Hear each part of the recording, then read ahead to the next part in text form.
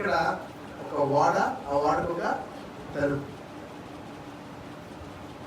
భూమి మీద పాపం విస్తరించడం వల్ల దేవుడు మనుషులను చూసి చాలా దుఃఖపడి బాధపడి నోవాహు దగ్గరికి వచ్చి నోవాహు చూసన్నాడు, నాయన ఒక పెద్ద ఓడను తయారు చేయు, అది ఎంత పొడుగు ఇంత వెడల్పు ఉండి 3 అంతస్తులుగా ఉండి దానికి కిటికీలు ఉండాలి, అలాగే దానికి ఒక తలుపు, ద్వారం, ఓకేనా, ఆ ద్వారానికి ఒక తలుపు నువ్వు సెట్ చేయాలి, నువ్వు ఆ ఓడలో ఆ విధంగా నువ్వు దాన్ని నిర్మించాలి అని ప్రభువు నోవాహుకు తెలియపరిచాడు.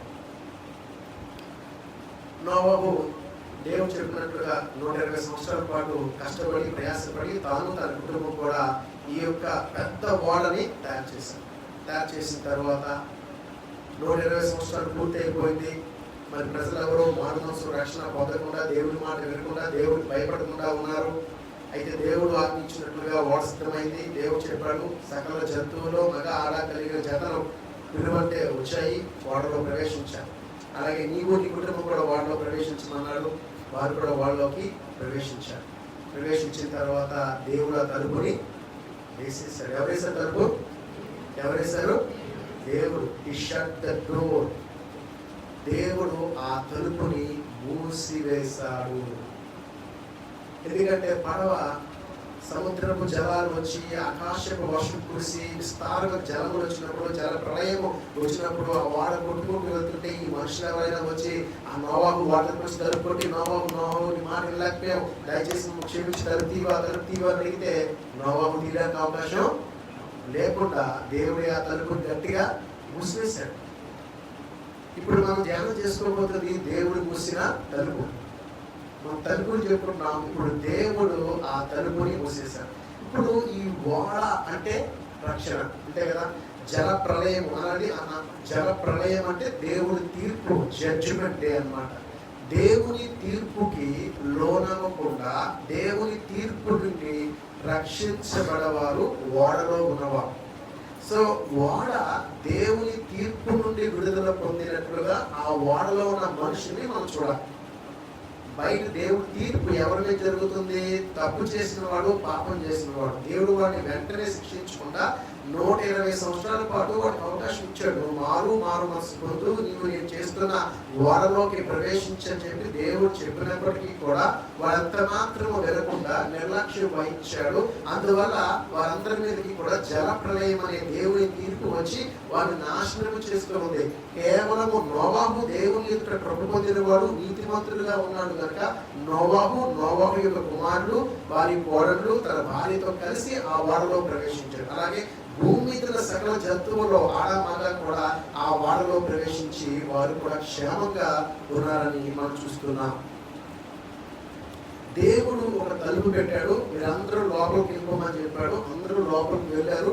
దేవుడు ఆ తలుపు మూసివేశాడు. ఈ అర్థం ఏంటి? దేవుడు తలుపు మూయడం అంటే ఏంటి? దేవుడు తలుపు మూయడం అంటే ఏమిటి?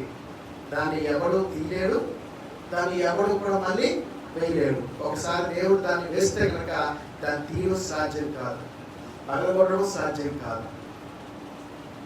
అంటే ఈ దేవుడు వేసిన ఈ తలుపు అక్కడ 7వ అధ్యాయంలో చూడండి. 7వ అధ్యాయంలో, అది కాదు 7వ అధ్యాయంలో 16వ వచనం రాయబడి ఉంటుంది. 7వ అధ్యాయంలో పక్కనే ఉన్న 7వ అధ్యాయంలో 16వ వచనం భాగంలో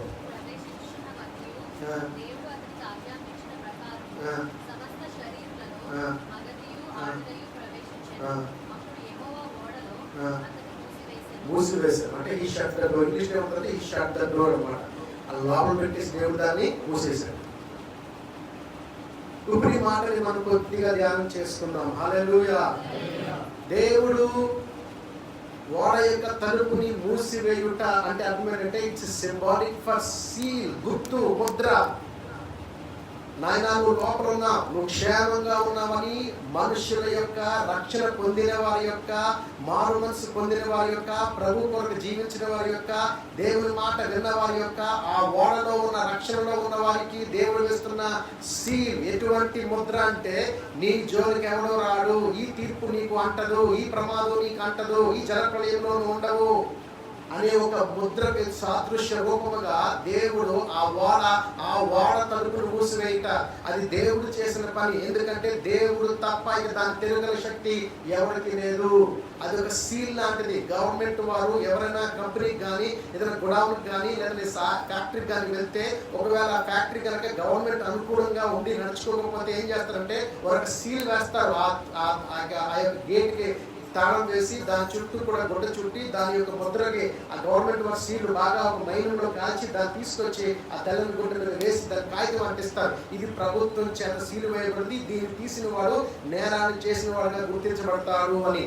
దాని జోలికి ఎప్పుడూ వెళ్ళరు.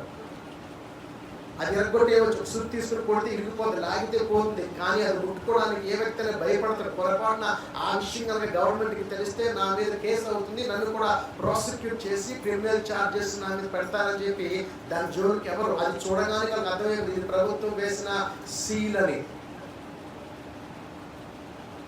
ఏదైనా ఉద్యోగానికి వెళ్తున్నప్పుడు, ఇంటర్వ్యూకి వెళ్తున్నప్పుడు నీకు 10th క్లాస్ సర్టిఫికేట్ కావాలి, అలాగే స్టడీ సర్టిఫికేట్ కావాలి. స్టడీ సర్టిఫికేట్ ఇచ్చాం, అందులో నీ పేరు రాశారు, నీ డేట్ ఆఫ్ బర్త్ రాశారు, నువ్వు ఎప్పుడు నుంచి ఎప్పుడు చదువుకున్నావో రాశారు, సంతకం కూడా పెట్టారు, ఆ యొక్క స్కూల్ తాలూకా రికగ్నైజ్డ్ నెంబర్ కూడా వేశారు, అన్నీ పంపించారు. అక్కడికి వెళ్ళిన తర్వాత స్కూల్ తాలూకా ముద్ర లేదనుకో అది చెల్లదు.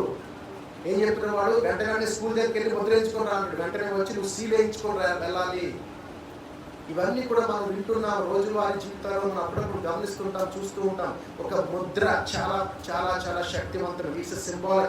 ఇది నాది అని చెప్పేది, ఇది నా గుర్తు అని చెప్పేది, ఇది ఒక రికగ్నైజ్డ్ చేయబడిందని అర్థం, అంటే గుర్తింపు పొందిందని అర్థం కూడా. సో వాడలో ఉన్న వారి యొక్క క్షేమం కొరకు, వాడలో ఉన్న వారి యొక్క దీవెన కొరకు, వాడలో ఉన్న వారి ప్రయాణం కొరకు దేవుడు తానిస్తున్న ముద్ర సీల్ ఆఫ్ సాల్వేషన్, అంటే అది రక్షణ ముద్ర అని చెప్పి దేవుడు కూడా మనకి తెలియజేస్తున్నాడు. ప్రకటన గ్రంథం 9వ అధ్యాయం 4వ వచన భాగాన్ని ఒకసారి మనం చదువుకుందాం. ప్రకటన గ్రంథము 9వ అధ్యాయము 4వ వచన భాగం చదువుదాం.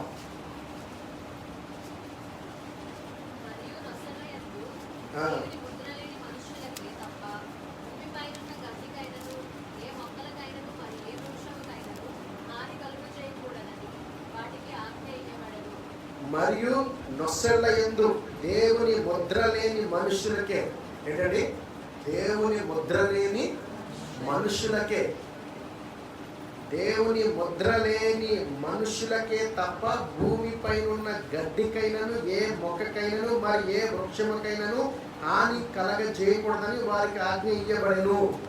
దేవుడు ఈ భూమి మీదకి శ్రమలు, శోధనలు, కష్టాలు అంత్యదినమందు పంపించినప్పుడు అంట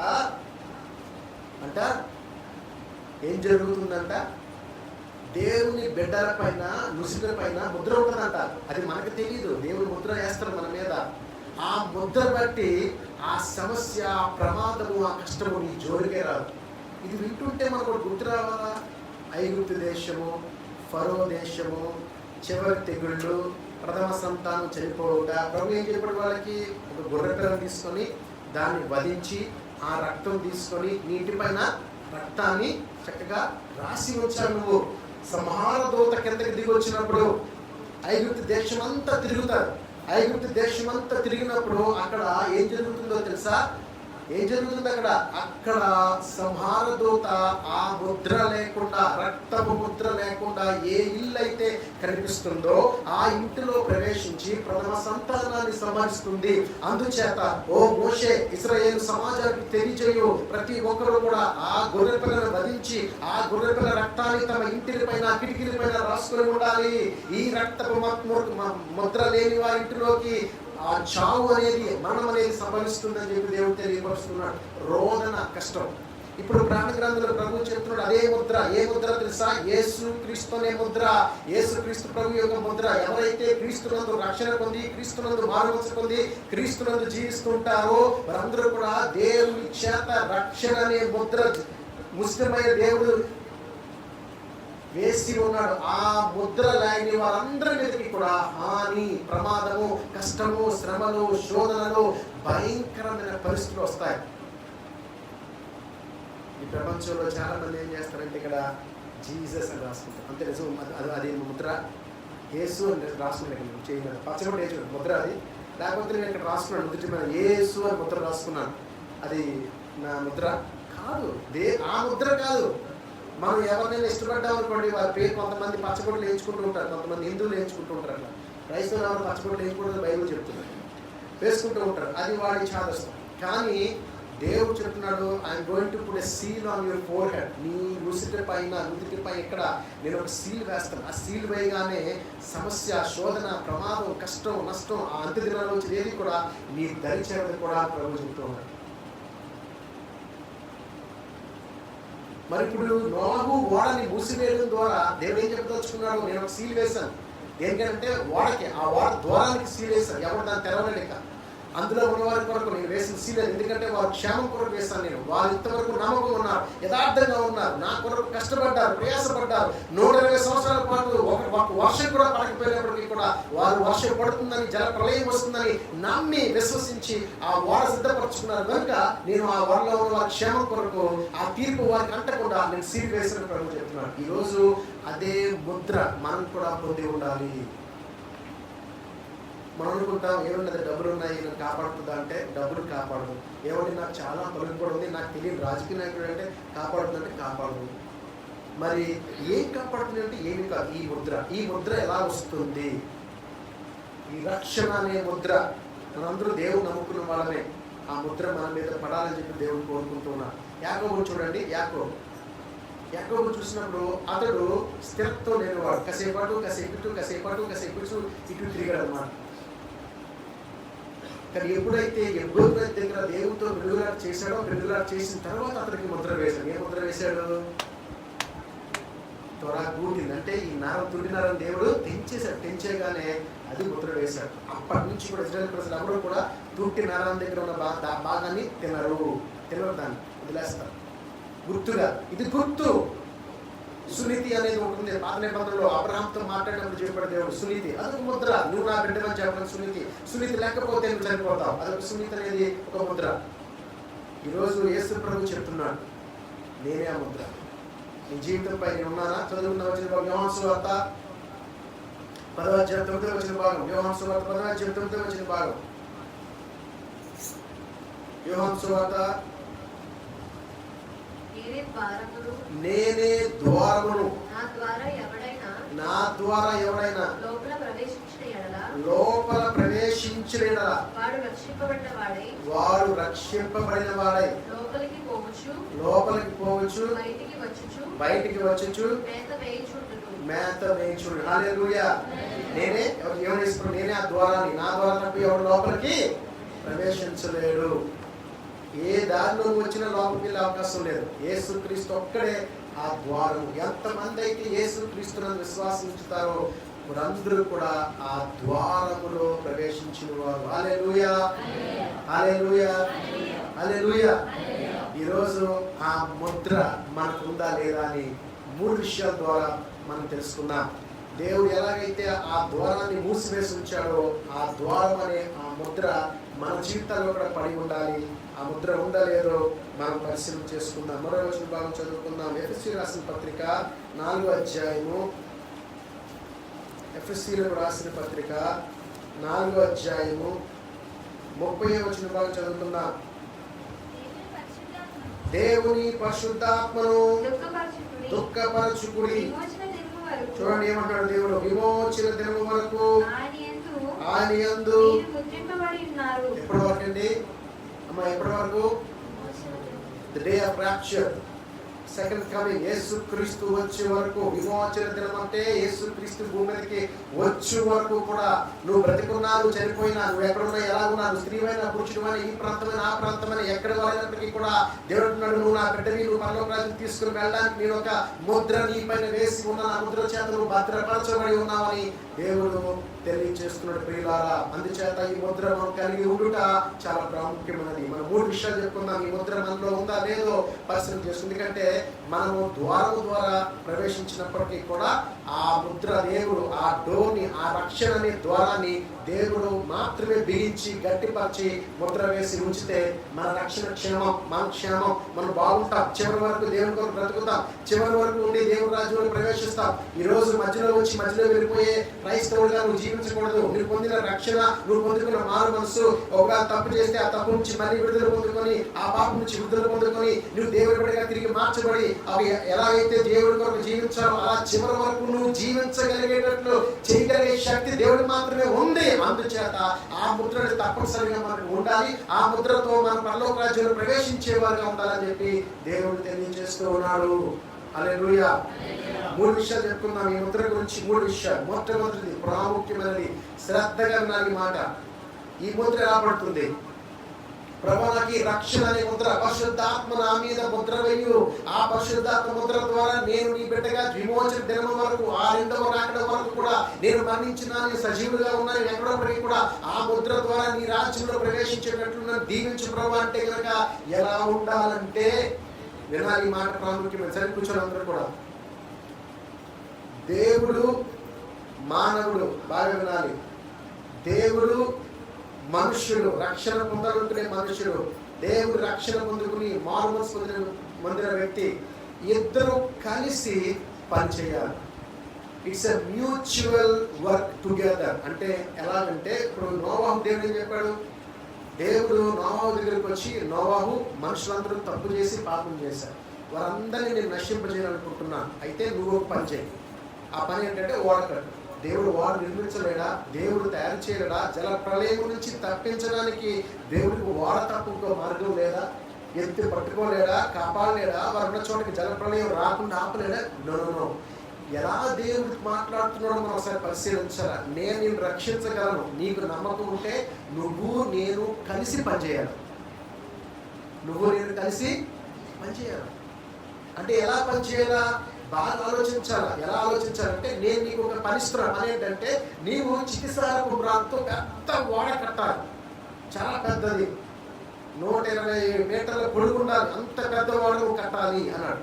ఇది దేవుడు మానవుడికి ఇస్తున్న బాధ్యత. నువ్వు నీ పని చేయు, నేను నా పని నేను చేస్తాను.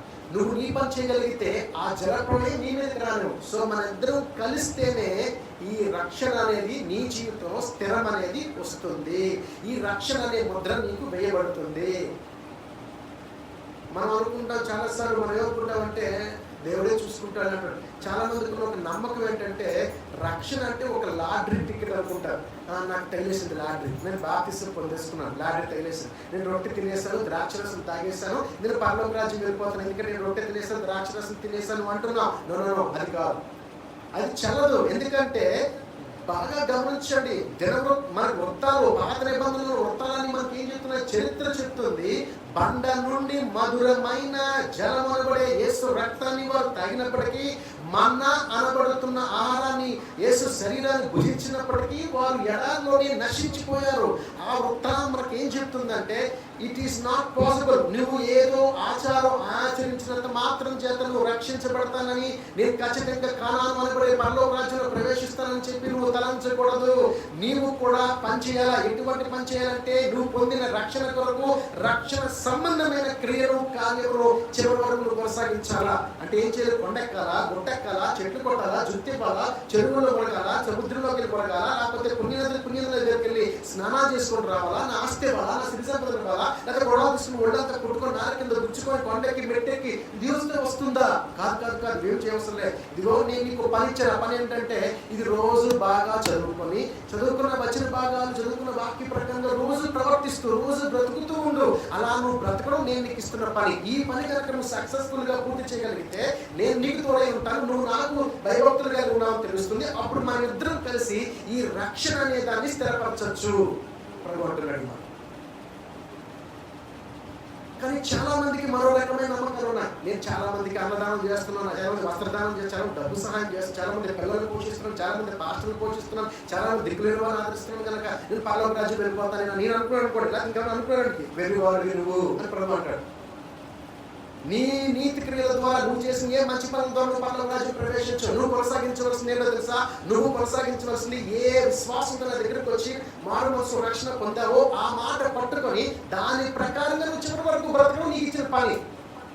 నోవాహు ఓడ సిద్ధం చేసినప్పుడు తన భార్య తన బిడ్డలు అనొచ్చు, ఏంటండి వర్షం లేదు, చుక్క లేదు, నీరు లేదు, గాలి లేదు, తుఫాన్ లేదు, గాలి లేదు, ఏమీ లేదు, ఎలాగంటే వర్షం వస్తుందని అనొచ్చు. నో బిలీవ్, దేవుడు చెప్పాడు పని చేయి అంతే. ఏం పని చేయాలి? అందరూ విమర్శిస్తున్నారు నాన్న, అందరూ ఎగతాళి చేస్తున్నారు, అందరూ నవ్వుతున్నారు, ఎక్కడికి వెళ్ళేసారు అందరూ పిచ్చోళ్ళు అంటున్నారు నాన్న, ఏంటి వాడ కట్టడము, వాన ఎక్కడ ఉంది, వరద ఎక్కడ ఉంది, ఎక్కడి నుంచి వస్తుంది, మనకి ఎలాగ వస్తుంది అంటే దేవుడు చెప్పాడు నువ్వు చేయి. ఈరోజు నమ్మకంగా బ్రతుకు, యథార్థంగా బ్రతుకు, విశ్వాసంతో బ్రతుకు, అబద్ధం ఆడదు, మోసం చేయదు, దగా చేయదు, కుట్ర చేయదు, నీతిగా బ్రతుకు, యథార్థంగా బ్రతుకు, పవిత్రంగా బ్రతుకు, లోకంలో కలిసిపోవద్దు, లోకం కోసం బ్రతకద్దు, లోకం విడిచిపెట్టి లోకానుసారంగా కాకుండా దేవుడి కోసం బ్రతుకుతూ నువ్వు ఉండు అని ప్రభు వాక్యం ద్వారా తెలియపరచాడు కదా. మరి ఇలా జీవించడం నువ్వు చేసే పని, నీ పని అదే ఉద్యోగం మనకి ఇచ్చాడు దేవుడు. నీ భార్య బిడ్డలను పోషించడంలో, నీ బట్టలు సంపాదించుకోవడంలో, నీ తిండి సంపాదించుకోవడంలో, నీ ఇంటి అద్దె కట్టడంలో, నీ కరెంట్ బిల్లు కట్టుకోవడంలో, నీకు రోజువారీ అవసరాలు తీర్చుకోవడం, పని చేస్తుందో కూడా ఏ పని చేసినా, ఎక్కడికి వెళ్ళినా, ఏం మాట్లాడినా, ఏం చేసినా సరే అది దేవుడికి, వాక్యానికి, దేవుడిచ్చిన ఆ వాక్య సంబంధమైన విధానంలోనే నువ్వు చేసుకుంటూ బ్రతకాలి. అలా చేసి జీవించడమే నీ బాధ్యత, మనందరి బాధ్యత. అది క్రైస్తవుడి బాధ్యత. అదే పని నోవాహు కూడా ఇచ్చాడు. నోవాహు వాడ కట్టువాలి, దేవదూతల కిందకి దింపి వాడు కట్టలేడా? దేవుడు అద్భుతం చేసి వారు కాపాడలేడా? ఏదో కొండెక్కించేసి కొండ మీద దాన్ని నేర్పించి అక్కడ కట్టుకొని ఇల్లు అక్కడే ఉండొచ్చామని చెప్పలేడా? కాదు, నీ పని నువ్వు చెయ్యి. మనకు ఇచ్చిన పని ఏంటండి? మనం చేయాల్సిన పని ఏంటండి? దివారాత్రములు దీన్ని ధ్యానం చేసుకో.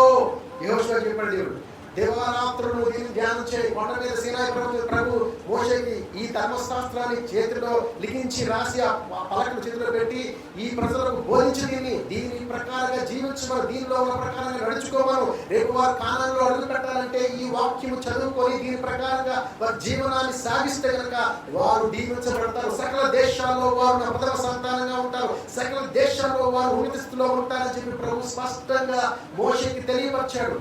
మోషే దాన్ని పట్టుకుని కిందకి వచ్చేసరికి వారు ఏం చేశారు? బంగారపు గుణం తయారు చేసి, ఇదే మా దేవత, ఇదే మా దేవుడు మమ్మల్ని ఇక్కడ తీసుకొచ్చింది, ఇదే ఎర్ర సముద్రం తయారు చేసింది, ఇదే ఫరో గర్వాన్ని అణిచివేసింది, ఇదే అని చెప్పి ఆ బంగారపు గుణం మోకి దేవుడు కోపం రేపేశారు. వారందరూ అక్కడ నశించిపోయారు. దేవుడు వారు ఎక్కడ తీసుకెళ్తున్నాడు? పరలోక రాజ్యం. ఎక్కడ తీసుకెళ్తున్నాడు? కానాన్లో తీసుకెళ్తున్నాడు. కానీ అందులో ప్రవేశించడానికి కారణం ఏంటంటే వారు నశించుకోవడానికి, వారు చేయవలసిన భక్తి చేయలేకపోయారు, వారు నడవలసిన మార్గం నడవలేకపోయారు. యేసు ప్రభు దగ్గరికి ఒక వ్యక్తి వచ్చాడు, బోధకుడా నిత్య జీవం పొందాలంటే నేను చేయాలి అని అడిగాడు. అవునా కదా? అడిగాడా? నీ దేవుడు యెహోవాను పూర్ణ మనసుతో, పూర్ణ వివేకంతో, పూర్ణ బలంతో, పూర్ణ శక్తితో నువ్వు ప్రేమించాడు. నేను చేస్తున్నా, చిన్నప్పటి నుంచి కూడా, చిన్నప్పటి నుంచి నేను చేస్తున్నాను. అయితే నీకు ఇప్పుడు పొదువుగా ఉన్నాను. ఏంటంటే నువ్వు చాలా ధనవంతుడివి, నీ ఆస్తి బిడ్డలకు ఇచ్చాడు. అంతే. వాడు ఏం చేశాడు? వెంటనే మనసునందు నొచ్చుకొని బాధపడి వెళ్ళిపోయాడు. ప్రభువును వెంబడించలేకపోయాడు. కష్టం, కష్టం, ఇది చాలా కష్టం. యేసు ప్రభు పుట్టినప్పుడు ఒక విధవరాలు ఉంది యెరూషలేము మందిరంలో. చిన్నతనంలో పెళ్ళయి, బాల్యంలోనే పెళ్ళయి, బాల్యంలోనే భర్తను పోగొట్టుకున్న ఆమె అప్పటి నుంచి దాదాపు 24 సంవత్సరాలు వచ్చేవారు కూడా ఆమె ఏం చేస్తుంది? ప్రభు కోసం కనిపెడుతుంది. ఎవరి కోసం పెడుతున్నావమ్మా? నీకు కోరిక లేదా? నీకు సరదా లేదా? నీకు కుటుంబం వద్దా? నీకు మళ్ళీ పెళ్లి చేసుకోవా? నీకు భర్త వద్దా? నీకు సుఖం వద్దా? నీకు పిల్లలు వద్దా? మనవాడు మనవరాలు నీకు వద్దా? నీకు ఒక ఇల్లు కట్టబడద్దా? నాకు అవి వద్దు. నాకు దేవుని సరళ ఉంటే ఎంత ఏ కొరకు ఎలా బ్రతుకుతున్నావు నువ్వు అని చూస్తే కనుక అలా బ్రతికిందంటే దేవుడి కోసం బ్రతుకుతాను అని బ్రతుకు. ఈరోజు ప్రశ్న ఎక్కడ వస్తుందంటే, నువ్వు ఉద్యోగం చేసినా, వ్యాపారం చేసినా, కూలి పని చేసుకున్నా, ఏం చేసినా సరే అది పక్కన పెట్టుకుంటూ నువ్వు దేవుని కొరకు బ్రతుకుతున్నావా లేదు? ఉద్యోగస్తుడైనా, వ్యాపారస్తుడైనా, అలాంటి సేవకుడైనా, ఒక విశ్వాసరైనా, ఎవరు సరే దేవుడి కొరకు బ్రతుకుతున్నావా? దేవుడు చెప్పినట్లు బ్రతుకుతున్నావా? దేవుడు చెప్పినట్లు బ్రతకడం, దేవుడికి ఇచ్చిన పనిని నువ్వు సక్రమంగా పూర్తి చేస్తున్నావు అని అర్థం. సో దేవుడు చెప్తున్నాడు నోవాహుతో, వాడు కట్టన్నాడు, వాడు కట్టాడు, వాడు కట్టి సువార్ చేశాడు. సో ఇక్కడ పాయింట్ ఏంటంటే మనందరం ఎలా బ్రతుకుతున్నాం అంటే డబ్బు సంపాదించడం కోసం మనం బ్రతుకుతున్నాం, ఆస్తులు కూడబెట్టడం కోసం బ్రతుకుతున్నాం, మన అందం కోసం బ్రతుకుతున్నాం, తినడం కోసం బ్రతుకుతున్నాం, హోదా కోసం బ్రతుకుతున్నాం, ఐశ్వర్యం కోసం బ్రతుకుతున్నాం, సమాజంలో గుర్తింపు కోసం బ్రతుకుతున్నాం. ఇవన్నీ తాత్కాలికమైనవి, ఎప్పుడొకప్పుడు కనుమరుగై నశించిపోయేవే తప్ప ఇవి శాశ్వతమైనవి కాదు. ప్రభు అంటే నువ్వు నా రక్షణ పొందితే, నా యందు విశ్వాసం ఉంచితే, నా మానవంశం పొందితే కనుక నీవు నా కొరకు బ్రతకడం ప్రారంభించు. మెట్ల పైన కూర్చొని మత్తయ్య అన్న దగ్గర డబ్బులు వసూలు చేస్తున్నాడు. మనం ఇప్పుడు కడతావు రూపాయికి 2 రూపాయలు 4 రూపాయలు వసూలు చేసి ధనవంతుడిగా ఉన్న ఆ యొక్క మత్తయ్య దగ్గరికి ప్రభు వస్తున్నాడు, మెట్లు దిగుతున్నాడు. మత్తయ్య చూశాడు, అది ఆఫీస్ వెంబడించాడు. వెంటనే అతను ఏం చేశాడు, ఆ యొక్క ధన సంపాదనని, ఉద్యోగాన్ని వదిలేసి వెంటనే ప్రభుని వెంబడించడం ప్రారంభించాడు. కొట్టి చెక్క ఏం చేశాడు, కొట్టి చెక్క దగ్గరికి ప్రభు వచ్చాడా, కొట్టి చెక్క ప్రభు చూడడానికి చెట్టు ఎక్కడ ప్రభుని చూశాడు. రక్షణ కోసం ఆశపడ్డాడు. ప్రభు నాడు కిందకి దిగిరా, ఇంటికి పోవాలన్నాడు. ఇంటికి వెళ్ళిన తర్వాత ప్రభు రక్షణ పొంది ఎక్కడికి వచ్చాడు, ఇంటిలోకి వచ్చాడు. ఎవరికి వచ్చాడు, ఇంటిలోకి ద్వారం తెరిచి ప్రభుని ఆహ్వానించాడు. జక్కయ్య ఇంట్లోకి వచ్చిన దేవుడు అతనికి రక్షణ ప్రసాదించాడు. వెంటనే అతను లైఫ్ స్టైల్ మార్చాడు. ఏమన్నాడు, నేను మోసగాని ప్రభా, నేను అన్యాయస్తున్న ప్రభా, అన్యాయంగా ప్రజల దగ్గర డబ్బులు దోచుకున్నాను, మరి తిరిగి ఇచ్చేస్తాడు. రెట్టింపు ఇచ్చేస్తాడు. వాళ్ళు రెట్టింపు 2 తీసుకుంటే 2, 3 ఇచ్చే 4 ఇచ్చేస్తాడు, 5 తీసుకుంటే 10 ఇచ్చేస్తాడు. అందరికి పనిచేస్తాడు. ఇతరులు కూడా అబ్రహాము కుమారుడు, ఇంటికి రక్షణ వచ్చింది.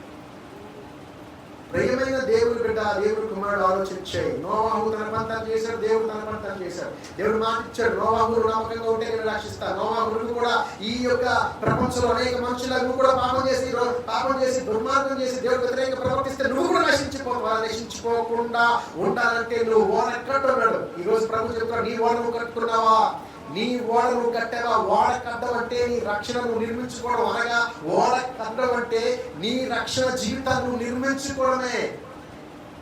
దేవుడు నిర్మించడు, నువ్వు నిర్మించాలి.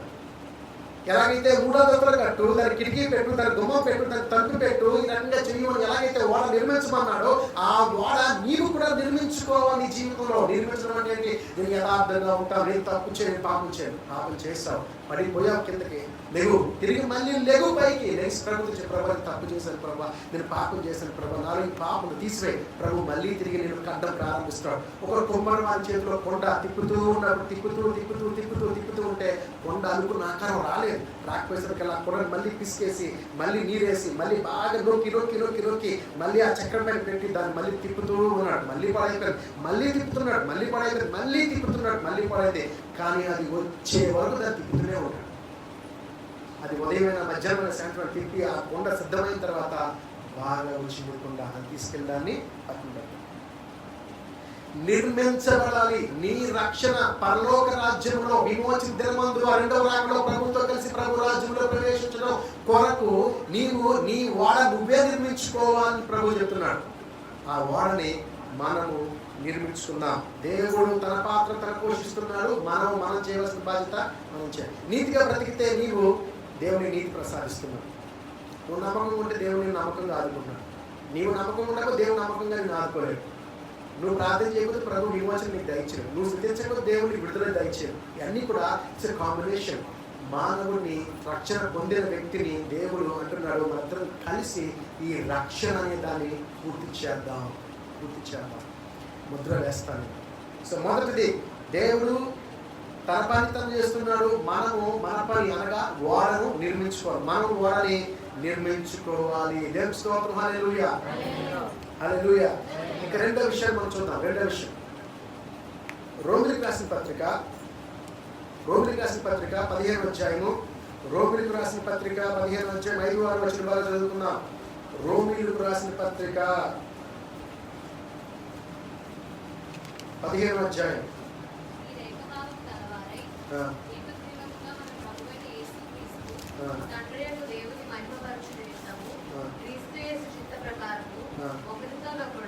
మనసు కలిగిన వారై ఉంటున్నట్లు ఓర్పునకును ఆదరణకును కర్తయ్యకు దేవుడు మీకు అనుగ్రహించునుగాక. మీరు ఏకభావము గలవారై. ఎవరండి మీరు? ఏకభావం గలవారై, ఏకగ్రీవముగా ప్రభువైన యేసుక్రీస్తు తండ్రి యొక్క దేవుని మహిమపరచు నిమిత్తము క్రీస్తు యేసు చిత్త ప్రకారం. ఎవరి ప్రకారం అండి? క్రీస్తు యేసు చిత్త ప్రకారము. ఒకరితో ఒకడు మనస్సు కలిసిన వారై ఓర్పునకును ఆదరణకును కర్తయ్యకు దేవుడు మీకు అనుగ్రహించును. హల్లెలూయా. ఈ మాట మనం విందాం. Just most important thing. విందాం అందరూ కూడా. ఈ మాటలోని అర్థం పౌలు ఎక్కడ రాస్తారంటే అసలు విషయం మధ్యలో పెట్టి చుట్టూ రాస్తారు. పౌలు ఎక్కడ రాస్తారు? పౌలు భక్తుడు తన పత్రికలన్నీ కూడా అసలు విషయం మధ్యలో ఉంటుంది. ద థీమ్, ద పర్పస్ మధ్యలో పెట్టి చుట్టూ రాస్తారు వాడి వాక్యం. తండ్రి చిత్త ప్రకారంగా మీరు నడవండి. యేసుక్రీస్తు తండ్రి చిత్త ప్రకారంగా నడుచుకున్నాడు భూమి ఉన్నప్పుడు. అందువల్ల ఆయన అందరికీ రక్షణ ప్రసాదించగలిగాడు. ఈరోజు దేవుడు నమ్ముకునే బిడ్డలారా, మీరు కూడా యేసుక్రీస్తు ద్వారా తండ్రి చిత్త ప్రకారంగా నడవండి. అలా నడవడంలో ఎక్కడ నడవాలంటే ఒకరినొకరు మనసులు కలవాలి, ఏకగ్రీవం కావాలి, ఏక మర్మం కావాలి, ఏక తర్పం కావాలి. ఎలా ఉండాలి? ఒకరినొకరు ఆదరించుకొని, ఒకరినొకరు ఓదార్చుకొని, ఒకరినొకరు బలపరుచుకొని అక్కడ మీరు చూపించాలి తండ్రి చిత్తం అంటున్నాడు. ఎంత మంచి మాట అండి ఇది. తోడు కోడల మధ్య ఫైటింగ్ అవుతుంది, అన్నదమ్ముల మధ్య ఫైటింగ్ అవుతుంది, అక్క చెల్లి మధ్యన ఫైటింగ్ అవుతుంది. వాళ్ళకే సఖ్యత లేదు. ఒక తల్లికి పుట్టిన బిడ్డలకే సఖ్యత లేదు. ఒక ఇంటిలో ఉంటున్న వారికే సఖ్యత లేదు. ఈరోజు ఒకరినొకరు ఓదార్పుందా? ఉండదు.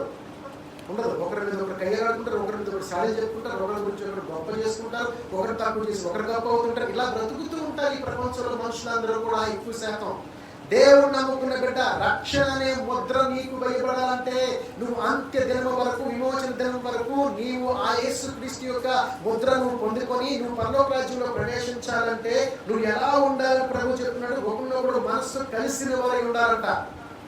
మనస్సులు కలిసిన వారై ఉండాలి.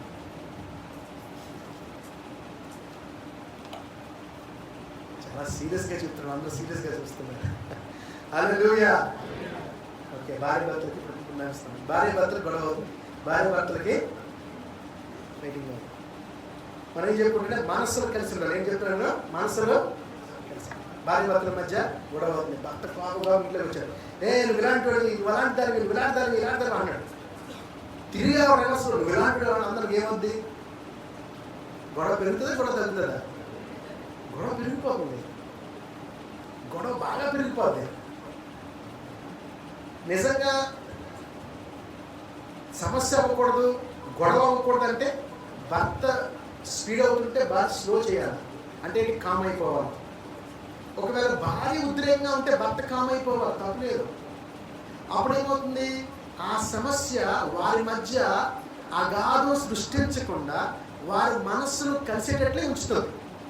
ఇప్పుడు భర్త లోపలికి వచ్చి, ఇంట్లోకి వచ్చి భార్యను తిడుతుంటే ఆమె తాను సహనాన్ని కోల్పోయి, ఓర్పును కోల్పోయి, ప్రేమను కోల్పోయి, అర్థం చేసుకోవడానికి కోల్పోయి ఇమ్మీడియట్గా ఆవిడ కూడా నాకు తిట్టేసినట్టు, నాకు తిట్టేసినట్టు మొగుడిని పట్టుకొని ఇంకేమవుతుంది? ఇక్కడ గొడవ పెద్ద అయిపోతుంది. నీ ఇంటికి వెళ్ళిపోంటారు, దుబాయ్ బయట అంటాడు, వెళ్ళిపోతాను, బయటకు వెళ్ళిపోతున్నాడు, నువ్వు నీళ్ళే ఉందని అంటారు. ఏమంటుంది? నీళ్ళే ఉందని మా అందరూ వెళ్ళిపోతున్నాడు.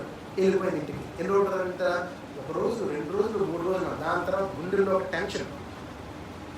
తీసుకెళ్తాడా, వస్తాడా, రాడా? హలో, మెసేజ్ వస్తుంది. Hello, sorry, I'm sorry Steven, I'm sorry, నా తప్పు అయిపోయింది, నా పొరపాటు అయిపోయింది, నన్ను క్షమించువా, ఇంకెప్పుడైనా చేయను, నీ మాట వింటాను. ఏమా ఆ రోజు ఒక్కసారి నువ్వు మౌనం ఉండిపోయి ఉంటే ఎంత బాగుండు. ఆ రోజు నీ భర్త ఆవేశపడుతున్నప్పుడు నువ్వు అర్థం చేసుకోలేదు. నువ్వు ఒక్క క్షణం మౌనంగా ఉంటే అంత సమస్య. కానీ నువ్వు కూడా నువ్వే చూడగలవా, నువ్వే చేయగలవా అని ఆవేశపడిపోయి తొందరపడిపోయావు. అంటే భర్త అలా మాట్లాడాలని సమర్థించడం లేదు. అలాగే భార్య రెచ్చిపోతుంటే భర్త కూడా రెచ్చిపోకూడదు. మనస్సులు కలవాలంటే, కలిసిన మనస్సులు కలిసినట్టే స్థిరంగా ఉండాలంటే కామ్ డౌన్. అపవాది దూరిపోతాడు. నేను ఊరికే తిడుతుంటే నీకు నోరు లేదా, నీకు పౌరుషం లేదా, నువ్వు ఒక మాట అనలేవా అని ఆడదాన్ని రెచ్చగొడేస్తాడు. తెలుసా? లోపలికి వచ్చి రెచ్చగొడేస్తాడు ఫుల్గా. అంతే అనకూడని మాట భర్త అనేస్తుంది. నువ్వు మగాడివే కాదు, నువ్వు చేతకరా అనగానే ఆ మగాడికి ఆ మాట ఫుల్గా మైండ్ ఎక్కిపోతుంది. ఎక్కిపోయిందనుకో అంత వేగ మైండ్ నుంచి బయటికి వెళ్తారు. అంత వేగ మైండ్ నుంచి బయటికి వెళ్ళకుండా ఎప్పుడు డిస్కషన్ వచ్చిన ఆ మాట బయటకు వస్తుంది. ఎప్పుడు డిస్కషన్ వచ్చిన ఆ మాటే బయటికి వస్తూనే ఉంటుంది. అది చాలా గాయం చేస్తాం మాట లోపల. ఒంటరిగా వెళ్ళి ఆ భర్త ఏమో చేస్తారంటే ఏ ఒక మాట అంటే పడదా, భార్య కదా, ఏదో నా కోపంలో నేను బయట ఒత్తిడిలో నా టెన్షన్ ఏదో పొరపాటు నా తట్టు నన్ను అనేసాను ఉచ్చుకొచ్చిందా, భార్య అంటే సాధించాలా, ఓర్చుకోవాలి, ఏంటి ఇలా ఉంది, ఇలా మాట్లాడుతుంది, నాకు శాంతి లేదు, ఓర్పు లేదు, ఇలా అనుకుని చాలా మంది మనం కూడా వేస్తాం. అక్కడ అలవాటు ఉంది మనం కూడా, అక్కడ అలవాటు ఉంది ఫ్రెండ్షిప్, అక్కడ అలవాటు ఉంది సిగరెట్లు, అక్కడ అలవాటు అవుతాయి చెడు సావాసం. కలిసిన మనసు అంటే ప్రభు ఏం చెప్తున్నాడు ఇక్కడ, నీవు నా చిత్తానికి లోబడి ఒకరినొకరు మనస్సులో కలిసిన వారై, ఒకరినొకరు ఆదరించుకునే వారై, ఒకరినొకరు ఓదార్చుకునేవారుగా ఉండాలి ప్రభు చెప్తున్నాడు. ఇది దేవుడు చిత్తం. ఇది చేయడం చాలా కష్టం. భార్య భర్తలకే సఖ్యత లేదు, ఇక సంఘంలో ఇద్దరు సఖ్యత ఎలా ఉంటుందండి? నాకు ప్రైజర్ చెప్పారు, ప్రైజర్ చెప్పింది, నాకు ప్రైజర్ సైజ్ చెప్పారు చెప్పింది. ఆ బ్రదర్ నాకు అసలు షేక్ హ్యాండ్ ఇవ్వలేదు, కరుడు ఇవ్వకూడదు, నాకు షేక్ హ్యాండ్ ఇవ్వలేదు. నాకు ఒక ముక్క చికెన్ వేసాడు, 2 ముక్క పక్కడు చికెన్ మంచి ముక్క వేసాడు, నాకు ఇచ్చి అన్ని దుమ్ములు వేసాడు, కలిసి నాకు బిర్యానీ పెట్టలేదు. ఇలాంటివన్నీ చాలా వస్తూ ఉంటాయి. మనస్సులో కలుసుకొని ఉండాలి, ప్రతి దాంతో విడగొట్టుకునే ప్రయత్నం చేయకూడదు. Just leave it. దేవుని స్తోత్రం, హల్లెలూయా. సో రెండో మాట ప్రభు చెప్తున్న రెండో మాట మనం పరిశీలిస్తే కనుక దేవుడు చెప్తున్నాడు మనస్సును కలిసి ఉండాలి. అందుకనే చదువుకున్న వచన భాగం పంచదవండి 5-6 రోమిలికి రాసిన పత్రిక 15వ అధ్యాయం 5-6 వచన భాగంలో, మీరేక భావము గలవారై ఏకగ్రీవముగా మన ప్రభువైన యేసు క్రీస్తు తండ్రి దేవుని మహిమపరచు నిమిత్తము, అంటే దేవుని నామాన్ని మహిమపరచు నిమిత్తము క్రీస్తు యేసు చిత్త ప్రకారము ఒకరితో ఒకడు మనస్సు కలిసిన వారై ఉన్నట్లు ఓర్పునకును ఆదరణకును కర్తయగు దేవుడు మీకు అనుగ్రహించునుగాక. హల్లెలూయా. నీకు ఇష్టం లేదు, ఇంటి వ్యక్తి నీకు ప్రజలు చెప్పడానికి ఇష్టం లేదు, అస్సలు నీకు ఇష్టం లేదు, నువ్వేం చేయాలి? ప్రైజ్ లార్డ్ అని నువ్వైనా చెప్పాలి, తప్పదు. ఎందుకంటే దేవుని నామాన్ని మహిమపరచడానికి, తండ్రి చిత్తం, దేవుని చిత్తం నెరవేర్చడానికి. నీకు ఇష్టం లేకపోయినా నువ్వు చెప్పాలి. నీ ఇష్టాలని పక్కన పెట్టు, నీ కష్టాలని పక్కన పెట్టు, నీ కోపాలని పక్కన పెట్టు, నీ ద్వేషాలని పక్కన పెట్టు, నీ అసూలని పక్కన పెట్టు, నీ పాత కక్షని పక్కన పెట్టు. నీవు మట్టుకు ఒకరినొకరు ఆదరణ కలిగించుకుంటూ, ఓర్చుకుంటూ, ప్రేమ కలిగి మనస్సులు కలిసిన వారుగా ఉండాలి. మనస్సులో విడగొట్టే ఏ అంశం ఉంటుందో దాన్ని పక్కన తీసేలా, పూర్తిగా తుడిచి వేసేయాలా. దేవుని స్తోత్రం, హల్లెలూయా. దీన్ని ఏమంటారంటే తండ్రి చిత్తం నెరవేర్చుట అంటారు. యేసు ప్రభు వారికి శిలువపై మరణించడం ఇష్టం కాదండి. గెత్సేమనే తోటలో ఆయన ప్రార్థన చేసుకుంటే చెమట రక్తంగా కారుతున్నప్పుడు ప్రభు ఎవరు, నా వల్ల కాదు, ఈ సిలువ కట్టం నా వల్ల కాదు, ఈ రక్తం చిందించు నా వల్ల కాదు, ఈ ముళ్ళ కిరీటం మారక చేతిలో మేకులు, అరికాల్లో మేకులు, పక్కలో బలిపబట్టు నా వల్ల కాదు, నేను చెయ్యలేము అన్నాడు. కానీ మళ్ళీ ప్రార్థన చేసుకుని సిద్ధపడ్డాడు. ఎందుకంటే అతను భరించలేనంత నోపితో ఉన్నాడు, అతను మనసు అంగీకరించడం లేదు, అతను సహించలేకపోతున్నాడు. కానీ ప్రార్థన చేసుకుని, ప్రభు నాలో అటు మనసు తీసే, నాలో సహించే మనసు దయచే, ఓర్పు మనసు నాకు దయచే, కలిసే మనసు నాకు దయచే, నేను ఎందుకని చేయలేకపోతున్నా అంటే నాలో ఏదో చెడు నన్ను తీసివేసి నన్ను సిద్ధపరచుకో ప్రభు అని మళ్ళీ ప్రార్థన చేసుకుని యేసు ప్రభు తండ్రి దగ్గరికి వచ్చి, అయినను నీ చిత్తమే నెరవేరుగా, నేను రెడీ, నీ చిత్తం నెరవేరుస్తాను. యేసు ప్రభు తండ్రుడు, నాయన నిన్ను చెంపదెబ్బ కొడతారు, నిన్ను పిడుగుద్దులు గుద్దుతారు, నీ ముఖం మీద ఉమ్ము వేస్తారు, తట్టుకుంటావా? నా వల్ల కాదు అలా అనకూడదు. నువ్వు దేవుడు అయింది, నీ ముఖం మీద ఉమ్ము వేస్తే ఊరుకుంటావా అని నీ మనసు రెచ్చగొడతదేమో. నీ మనసును పక్కతి, నీ మనస్సు నా మాటతో ఏకించాయి, నీ మనస్సులో నా మాటలతో ఏకీభవించి నేను చెప్పినట్లుగా చేయాలి. దేవుడు సిద్ధం చేసుకున్నాడు. ఈ రోజు మన క్రైస్తవ జీవితం ఇలాగే జరుగుతుంది, ఇలాగే జరగాల. గెత్సేమనే తోటలో ప్రభు ఎలా సిద్ధపడ్డామో అటువంటి సిద్ధపడి మనకు ఉండాలా. మనకు నచ్చిన వ్యక్తులు మన ముందుకు వచ్చినప్పుడు మనం కలవాలి, మాట్లాడాలా, ప్రజలు చెప్పాలా, వాళ్ళ ఇంటికి రావాలి, గుడి ఇంటికి రావాలా, అట్లా కలిసి ప్రయాణం చేయాలి. ఎందుకంటే దేవుడి చిత్తం, అలా చేసి దేవుడి మహిమ. యేసు క్రీస్తు ప్రభు వారు కూడా సిలువలో ఆ మనిషిని తండ్రి చిత్తం నెరవేర్చుట, తండ్రి నామాన్ని మహిమపరచుటయే. అది అతనికి కష్టమైనప్పటికీ కూడా, మొదట నేను చెయ్యను అన్నప్పటికీ కూడా అతను ఎలా చేశాడో ఈ రోజు మన జీవితంలో మనం కూడా ప్రతి విషయంలో కూడా దేవుడి చిత్త ప్రకారంగా చేయాలి.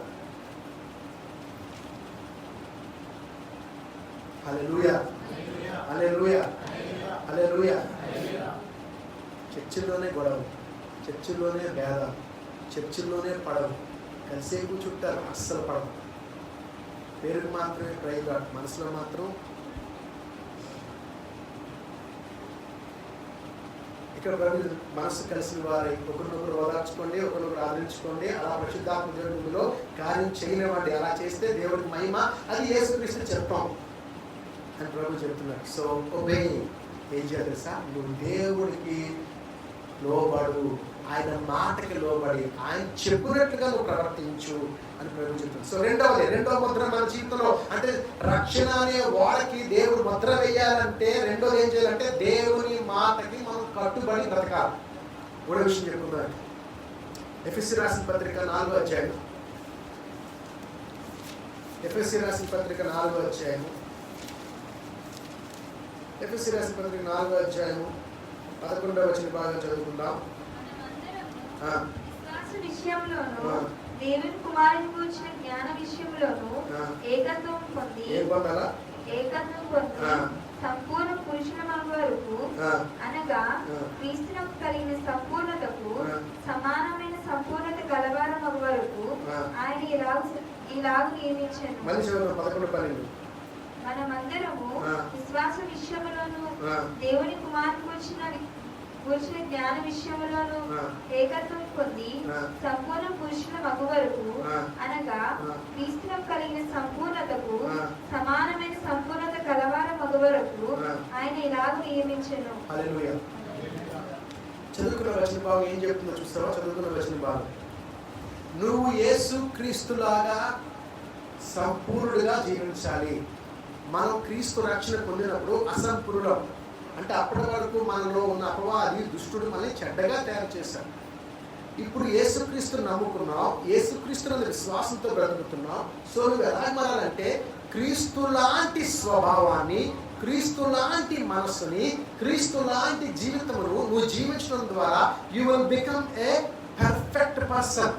యేసుక్రీస్తు ఎలాగైతే సంపూర్ణమైన వ్యక్తిగా సంపూర్ణమైన జీవితాన్ని జీవించాడో అలాంటి సంపూర్ణత నువ్వు కూడా సంపాదించుకోవాలి అని ప్రభు చెప్తున్నాడు. ఎలాంటి విషయాల్లో సంపూర్ణ సంపాదించబడ్డాడో మనందరము విశ్వాస విషయంలోనూ, అంటే ఎలాంటి విశ్వాసంగా ఉండాలి, క్రీస్తు ఎలాగైతే దేవుని విశ్వాసంతో జీవించాడో అలాంటి విశ్వాసము ద్వారా, వినండి బాగా జాగ్రత్తగా, దేవుని స్తోత్రం, హల్లెలూయా హల్లెలూయా. విశ్వాస విషయంలోను దేవుని కుమారుని గూర్చిన జ్ఞాన విషయంలోను ఏకత్వము పొంది సంపూర్ణ పురుషులకు వరకు, అంటే దేవుడి జ్ఞానము విశ్వాస విషయంలో ఈ రెండిట్లో కూడా నీవు సంపూర్ణుడగు వరకు నువ్వు కష్టపడుతూ ఉండాలి. సంపూర్ణత. ఓకే, హల్లెలూయా. ఒక బిడ్డను మోస్తున్న తల్లి, ఒక బిడ్డ కడుపుతో ఉన్న తల్లి, కడుపులో ఉన్న బిడ్డ పుట్టిన తర్వాత ఏదైనా లోపంతో కూడనుకోండి, సరిగ్గా మెదడలేదు, కాలు సరిగ్గా లేవు, చేతులు సరిగ్గా లేవు, గుండె ఎరగలేదు, కిడ్నీ సరిగ్గా రాలేదు అని పుట్టిన తర్వాత ఆ బిడ్డ గురించి డాక్టర్ చెప్పి కొన్ని బిడ్డ ఇస్తే, అసంపూర్ణంగా ఇస్తే, ఆ తల్లి ఆ బిడ్డను చూసి ఏడుస్తుంది, బాధపడతారు, నాకేంటి బిడ్డ. ఇక అప్పటి నుంచి చనిపోయే వరకు, ఆ బిడ్డ చనిపోయే వరకు, అలాగే తల్లి చనిపోయే వరకు ఆ బిడ్డలు అలాగే సాకుతూనే ఉండాలి. తల్లి ఆ మనోవేదన, ఆ బాధ భరించింది. మన చర్చిలో కవిత ఉండేది. కవిత పెద్ద కూతురు షైని కదా, షైని. ఆమె పుట్టినప్పటి నుంచి సమస్య, పాపం ఎంత, కవితే చిన్నపిల్ల, దృష్టిలో ఆమె పిల్ల, ఆ పిల్లకి సమస్య, ఇంక ఎత్తుకోవాలి, తీసుకెళ్ళాలి, తిప్పాలి, పెద్దదవుతున్నా సరే ఆమెకి ఏం అర్థం కాదు. ఎంత కష్టం ఉంటుంది ఆ తల్లికి ఆ బిడ్డ వైపు చూసినప్పుడు. చంపుకోగలదా? చంపుకోలేదు. విడిచిపెట్టగలదా? విడిచిపెట్టదు. అలా జీవితకాలం అంతా ఆ బిడ్డకి సేవ చేసుకుంటూ, ఆ బిడ్డను చూసుకుంటూ నరక యాతన అనిపిస్తుంది. ఎందుకంటే ఇన్పర్ఫెక్ట్. ఏంటి లోపం? ఎందుకో ఆ బిడ్డ అలా జన్మించిందంటే ఆవిడ ఊపిరి అందలేదంట. కడుపులో ఉన్నప్పుడు పేగులు చుట్టుకొని బిడ్డకి వెళ్ళవలసిన ఆక్సిజన్ సరిగ్గా వెళ్ళలేదు, బాబు గ్యాప్ వచ్చింది. దానివల్ల ఆ మైండ్లో ఎప్పుడైతే ఆక్సిజన్ అనేది పర్ఫెక్ట్గా అందితేనే బాడీ ఎదవలసిన లోపల ఎదుగుతుంది కనుక పేగు చుట్టుకోవడం వల్ల బిగించేయడం వల్ల ఆక్సిజన్ బ్రెయిన్కి అందకపోవడం వల్ల ఆ లోపం ప్రారంభం అయ్యి వచ్చింది. దాన్ని అప్పుడేం చేయలేదు. దాన్ని ఆపరేషన్ చేసినప్పుడు మనం బ్రెయిన్ ఎదగలేదు, దాన్ని ఎదిగించడం మనం చేయగలిగాం. ఏం చేయలేం, అది అంతే, మనం ఏం చేయలేం. దాన్ని భగవంతుడు యేసుక్రీస్తు కరుణాహృదయుడు ఆమెను ముట్టి స్వస్థపరచగలరు తప్ప భూమి మీద వైద్యులను ఎవరు కూడా ఏం చేయలేదు. చేయలేదు. రిపేర్ అయితే చేస్తారు కానీ నేను దగ్గర తీసుకొని చూసిస్తారు, కష్టం. మరి ఆలోచించి ప్రియమైన రేపు యేసుక్రీస్తు ద్వారా తండ్రి యొద్దకు చేరబోతున్న నీవు కూడా అసంపూర్ణుడుగా ఆత్మ సంబంధమైన రూపంలో నువ్వు లేకుండా, నీవు కాలు లేకుండా, ఒక చేతి లేకుండా, ఒక బుర్ర లేకుండా, లేకపోతే కన్ను లేకుండా అసంపూర్ణుడుగా నువ్వు ప్రభు రాజ్యంలో ప్రభు నిలబడితే ప్రభు చూసి నేను సంతోషిస్తాడంటే ప్రభు నిన్ను చూసి ఏడుస్తాడు, బాధపడతాడు, దుఃఖపడతాడు. ఎందుకంటే నువ్వు సరిగ్గా లేవు, సరిగ్గా లేవు. మనం ఎలా ఉండాలంటే యేసుక్రీస్తులా పూర్తిగా మార్చబడాలి. మనం మార్చబడగలమంటారా లేదంటారా? మార్చబడగలమా లేదా? ఎవరు మాట్లాడలేదు. మార్చబడగలమా లేదా? వాక్యం చెప్తుంది అవ్వాలని, ఖచ్చితంగా అవగలమా? సరే, ఒక ప్రశ్న వేసుకుందాం. క్షమించుట, ప్రభు అందరూ క్షమించడా? అందరూ క్షమించడా? చెప్పండి అమ్మా, అందరూ క్షమించే ప్రభు అందరూ క్షమించడా? అందరినీ క్షమించాడు. తనని కొడుతున్న వారిని క్షమించాడా? సిలువలో హింసించిన వారిని క్షమించాడా? తండ్రి మీరు ఏం చేయలేదు తెలియదు విని మనం చెప్పుకుంటాం కదా, 7 మాటలు ఒక మాట. పరలోక ప్రార్థనలో మొదటి మాట ఏముంది? వీరిని అందులో ఉందా లేదా? క్షమించండి, మా అపరాధం క్షమించలాగా ఇంటి వారి అపరాధం కూడా నువ్వు క్షమించలాగా మాకు మనసు దాచి. మరి ఎంతమంది చేస్తారు? అది ఎంతమంది చేస్తారు? చేయలే. క్షమించుట అనేది చాలా మంది చేయరు. నువ్వు దేవుడి బిడ్డవైతే దేవుడు నువ్వు కూడా క్షమించేవాడుగా ఉండాలి. నువ్వు క్షమించడం లేదంటే అర్థం ఏంటంటే నువ్వు దేవుళ్ళ మార్చబడలేదు. ఆ సమస్య నువ్వు క్షమించకపోవడం వల్ల నీలో ఉన్న కక్ష, కోపము, ఉద్రేకం నీలో ఉంచుకున్నావు. అది ఏం చేస్తుంది? నిన్ను క్రీస్తులాగా రూపం మార్చట్లేదు, నిన్ను అపవాదిలాగా రూపం మార్చుతుంది. బైబిల్లో దావీదు బెత్షెబా తెలుసు కదా మనకు కదా, తెలుసు. దావీదు బెత్షెబాతో ప్రవర్తించిన తీరు నచ్చలేదు. ఎవరికి? దేవుడికి నచ్చలేదు. ఇంకొకటి కూడా నచ్చలేదు. ఎవరికి నచ్చలేదు? బెత్షెబా యొక్క తాతకి. ఏం పేరు అతని పేరు? అహితోపేలు. ఏం పేరు అతని పేరు? అహితోపేలు. అతనికి నచ్చలేదు. అహితోపేలు ఎవరు? దావీదు మహారాజు యొక్క ప్రధానమంత్రి. ఎవరతను? దావీదు మహారాజు యొక్క రాజ్యంలో ప్రధానమంత్రి, ప్రైమ్ మినిస్టర్. అయిన దావీదు కింగ్ అయితే అహితోపేలు ఇస్ ప్రైమ్ మినిస్టర్. అతని మనవరాలే బెత్షెబా, కొడుకు కూతురు. దావీదు ప్రవర్తిగా నచ్చలేదు. నచ్చకపోయేసరికల్లా మనసులో కోపం పెట్టుకున్నాడు, కానీ రాజు ఏం చేయలేదు కదా, ఏం చేయలేకపోయాడు. రాజుగారి గురించి ఏం చేయగలడు? సకల అధికారం మా చేతిలో ఉంది, చంపమని చంపుతారు, బతకమని బతికిస్తారు.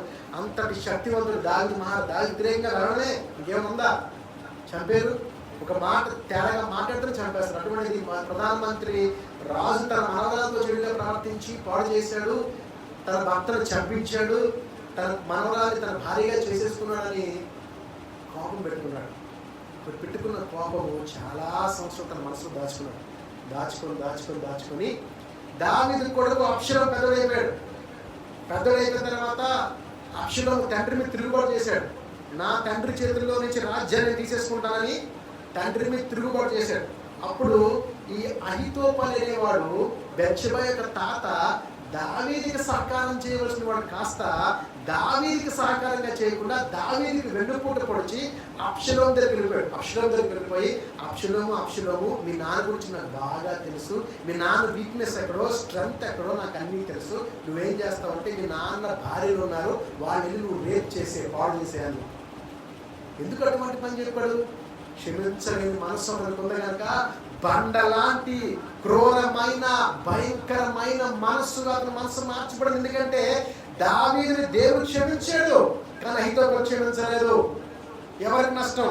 దావీదుని క్షమించకపోతే ఎవరికి నష్టం వచ్చింది? అహితోపేలుకి నష్టం వచ్చింది. ఎందుకంటే అహితోపేలు తర్వాత కాలంలో అబ్షలోముకి చెడ్డ మాటలు చెప్పి, శాలి చెప్పి, భయంకరమైన పనులు చేయించి, తన తండ్రి మీదకే తిరుగుబాటు చేయించి, కోట మీద దాడి చేయించినందుకు అహీతోపెలు తర్వాత చంపేశారు, చనిపోయాడు వాడు. అంటే క్షమించకపోవడం అనేది మన గుండెల్లో ఒక భయంకరమైన మహమ్మారిగా, ఒక వ్యాధి కలిగిందిగా, ఒక భయంకరమైన వ్యక్తిగా మార్చి మన అంతాన్ని పాడు చేస్తుంది.